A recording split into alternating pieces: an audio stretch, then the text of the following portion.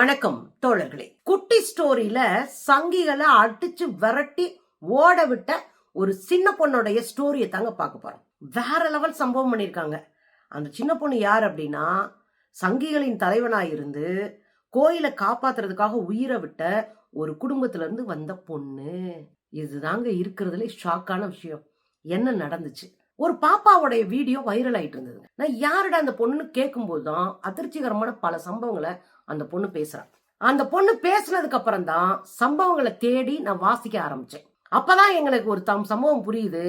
தென்காசி மாவட்டத்துல அந்த குழந்தை பிறந்திருக்கு. அந்த தென்காசியில இந்து முன்னணியினுடைய தலைவரா இந்த பாப்பாவுடைய அப்பா இருக்கிறாரு. அந்த அப்பா என்ன பண்றாரு, அங்க விஸ்வநாத கோயிலை காப்பாத்தணுன்றதுக்காக பயங்கரமா உள்ளடி வேலை பார்த்து கடைசியில கோயிலுக்காக அந்த குடும்பத்துல இருக்கிற 4 பேர், அவரு அவங்க தம்பிங்க, அவங்க கூட பிறந்தவங்க 4 பேர் சேர்ந்து செத்து போறாங்க, படுகொலை செய்யப்படுறாங்க. இது பெரிய பரபரப்பை ஏற்படுத்துது. அதை ஒட்டி இஸ்லாமியர்கள் 4 பேர் கொல்லப்படுறாங்க. இது உண்மை கண்டறிய குழுவுல போனவர் யார் அப்படின்னா, அது தலைமை தாங்கி போனவர் தான் தோழர் மார்க்ஸ்.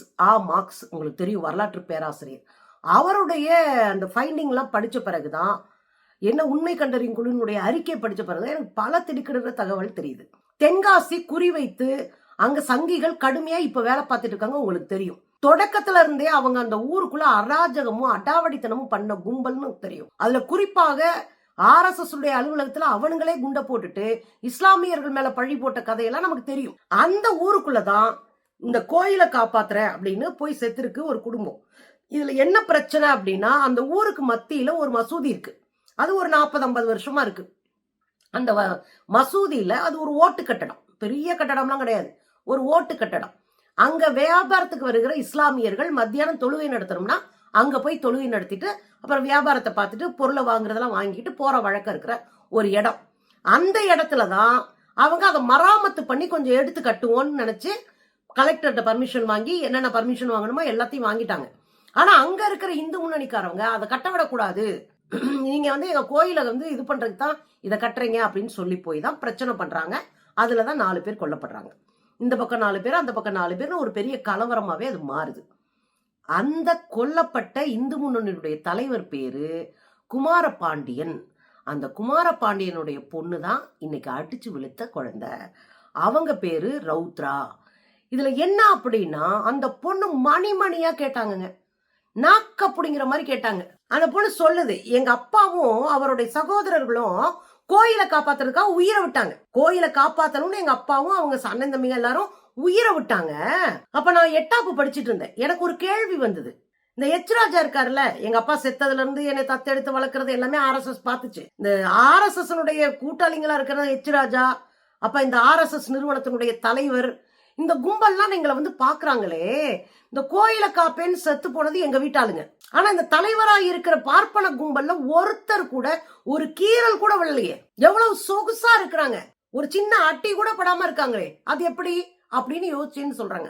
கேளுங்களேன். இப்போ இவங்க சொன்னாங்க இல்லையா, கோயிலுக்காக உயிர் கொடுக்குறாங்கன்னு. எனக்கு நான் 8ஆம் கிளாஸ் படிக்கும் போது எனக்கு ஒரு கேள்வி வந்துச்சு. எனக்கு காசு கொடுக்கறதுக்காக, அதாவது நான் சின்ன வயசுல இருக்கும் போது எனக்கு காசு கொடுக்கறதுக்காக அத்வானி கூட போய் போட்டோ எடுத்திருக்கிறோம், எல்லாமே பண்ணிருக்கிறோம். எல்லா வருஷமும் கரெக்டா எங்க அப்பா இறந்த நாள், அதாவது ஆகஸ்ட் 14ஆம் தேதி வீட்டுக்கு இந்த ராஜாவோ அண்ணாமலையோ இவனுக்கு எவனாவது வீட்டுக்குள்ள உட்கார்ந்து இருப்பான். அப்போ 8ஆம் கிளாஸ்ல எனக்கு ஒரு கேள்வி வருது.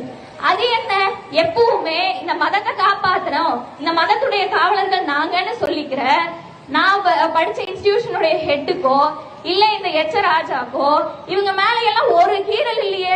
அடுத்து ஒரு கேள்வி, முக்கியமான கேள்வி.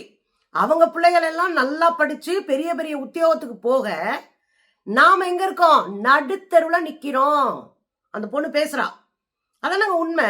ராஜா வீட்டுல ஏதாவது பிரச்சனை வருமா? அத்வானி வீட்டு பொண்ணுக்கு ஏதாவது பிரச்சனை வந்திருக்கா? எந்த தலைவனுடைய வீட்டு பிள்ளைகளுக்காக ஏதாவது பிரச்சனை வந்திருக்கா? இங்க அடி வாங்கி சாகுறதும், வெட்டுப்பட்டு சாகுறதும், குத்துப்பட்டு சாகுறதும், தீ வச்சுக்கிட்டு நேற்று எரிச்சு செத்தான் பாருங்க பூரணச்சந்திரன் ஒரு பையன். இப்படி சாகுறது பூரா சூத்திர சங்கிகளா இருக்குங்க. நீ கோயிலை காப்பாத்துறன்னு செத்து போவ, உன் குடும்பம் நடுத்தெருவுக்கு வந்துடும். அவன் குடும்பத்துல இருக்க பிள்ளைகளாம் படிச்சு வேலைக்கு போயிருங்க.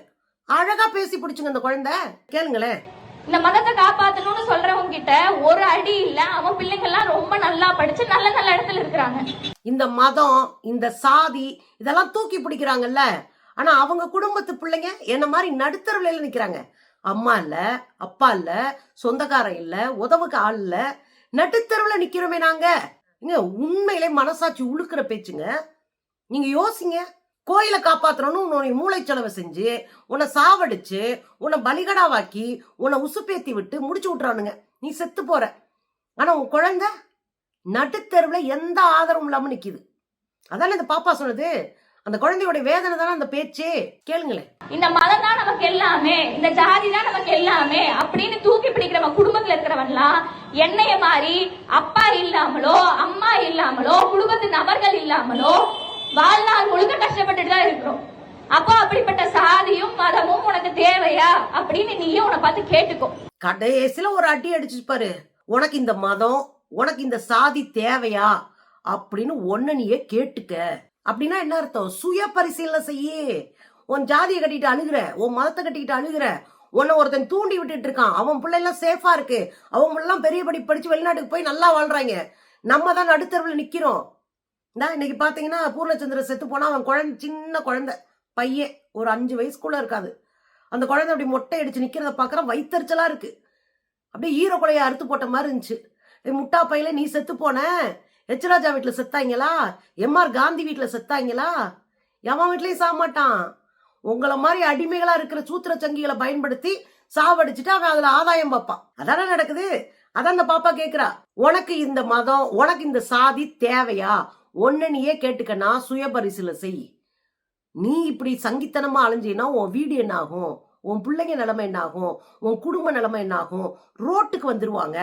இதுல அதிகாரத்துல உட்கார்ந்து அனுபவிக்க போறவன் ஆரிய பாப்பான். நீ ஒன்னும் அனுபவிக்க போறது கிடையாது அப்படின்னு தெளிவா பேசிருச்சுங்க. எனக்கு பெரிய ஆச்சரியமா இருந்துச்சுங்க. இந்த குழந்தையுடைய பேச்சு, தைரியம், அது எவ்வளவு வேதனைப்பட்டு வளர்ந்துருக்கும். எவ்வளவு வாசிப்பு வந்த பிறகு, அறிவு வந்த பிறகு, அது களத்துல நின்னு எங்க அப்பா செஞ்ச தப்ப, எங்க சித்தப்பா பெரியப்பா செஞ்ச தப்ப நீங்க செய்யாதீங்க அப்படின்னு நிக்கிறாங்கன்னா அதுதான் அரசியல், அதுதான் தெளிவு, அதுதான் பகுத்தறிவு, அதுதான் கல்வி கொடுத்திருக்கிற நமக்கான சுயமரியாதைக்கான அறிவு. அவ்வளவு அழகா பேசியிருக்காங்க. உண்மையிலேயே கொஞ்சம் நஞ்சம் ஓரஞ்சாரத்துல சாதி மதம் ஒட்டிக்கிட்டு இருந்தா திருந்துங்க.